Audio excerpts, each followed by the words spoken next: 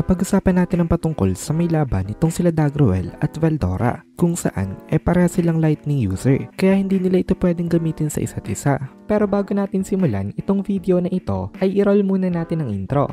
Hello everyone and welcome to my channel, ang inyong source ng Tagalog na Tansura Contents. Sa channel na ito, pinag-uusapan natin ang mga nangyayari sa may Tansura universe. So without further ado, let's get into the video. Nag-upload na nga pala guys ang Kohay PH ng Tagalog na solo leveling. Kaya kung gusto mo makapanood ng Tagalog solo leveling contents, bisitahin nyo ang Kohay PH. Link in the description. So, hindi nga nila dapat gamitin ng lightning kasi pareha sila na resistant dito. At aside from that, maapektuhan ang kanilang both sides. Dahil maraming madadamay sa may lightning attacks. Pero ginamit pa rin ito nitong dalawang to. Ipinakita nila dito ang kanilang strong control sa may element na ito. Hindi naging endanger itong kanilang mga kasama ng una at silang dalawa lang ang nabalutan ng lightning. Pero dahil nga lightning ito, ang paligid nila naging kasing init ng inferno. Dahil nga sa may lightning na gumagala dito. Dahil sa init, naramdaman na rin na mga kasama nila ang epekto nitong kanilang battle. At naisip nitong mga ito na hindi daw ata sila tatagal at hindi nila mapapanood ang laban nitong dalawa. Dahan-dahan kasi na humihina itong mga barriers na naisatap nila at nahihirapan na rin sila na ma-maintain ito. Kaya sumigaw itong si Ruminas na ito daw ang dahilan kung bakit galit na galit siya sa may evil dragon na ito. Hindi daw ito marunong na makiramdam sa kanyang paligid. Tapos hindi lang itong si Ruminas ang nagsalita dito, pati itong si Basara na naiintindihan niya daw itong complaint nitong si Ruminas. Kasi kapag naging mas violent pa daw itong battle na ito, pati daw sila magtatamo ng napakalaking damage. Mauubos daw ang kanilang mga soldiers. Nag-aalala na kasi sila sa may strength ng kanilang defensive barrier. Kaya pumasok sa may isip nitong si Ruminas ngayon na ipag-combined ang mga barriers nila. That way, mas lalaki ang chance sila makasurvive. Itong group nitong sila Ruminas ang nag-approach kina Basara at nag-propose ng ganitong idea. Medyo weird kung iisipin natin. Kasi kanina nga nagpapatayan itong magkabilang side. Tapos ngayon bigla silang magsasama sa loob ng isang barrier na para bang wala nangyari. Kasi hindi nga nila kaya na ipagpatuloy ang mga laban nila habang naglalaban itong kanilang dalawang leaders. May grudge itong si Ruminas kay Dagruel pero hindi naman kagustuhan itong si Ruminas na maubos itong mga subordinate nito na Titans. Ngayon nga kasi itong group talaga nila Basara ang pinakamahina ang defenses. Kasi unlike sa side nila Ruminas, nawala na sa kanila ngayon itong sila Fen at Glassword dahil nakapag-merge nga ito kay Dagruel. So maliban kay Basara at sa may 5 warrior generals niya, wala na silang iba pang malakas sa kanilang side para mag-maintain ng isang matibay na defense. May hesitation itong si Ruminas na isuggest ito pero eventually ginawa pa rin niya. Another little interruption. Gusto ko lang na mag-thank you kay Leon dahil sa pag-upgrade niya to an advanced member /sponsor. Again, malaking tulong yan for me to be able to continue this type of work. Kaya lahat na mag-upgrade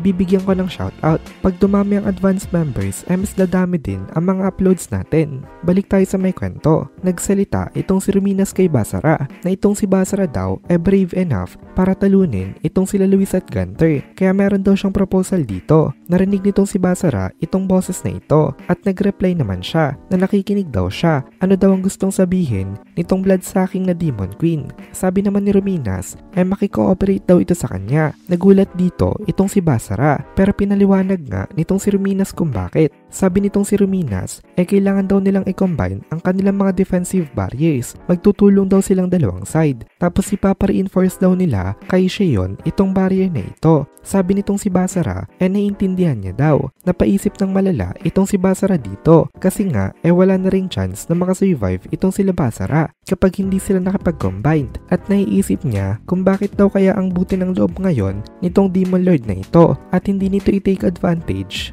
itong kanilang situation para mawala na ang forces ng kanyang mga kalaban.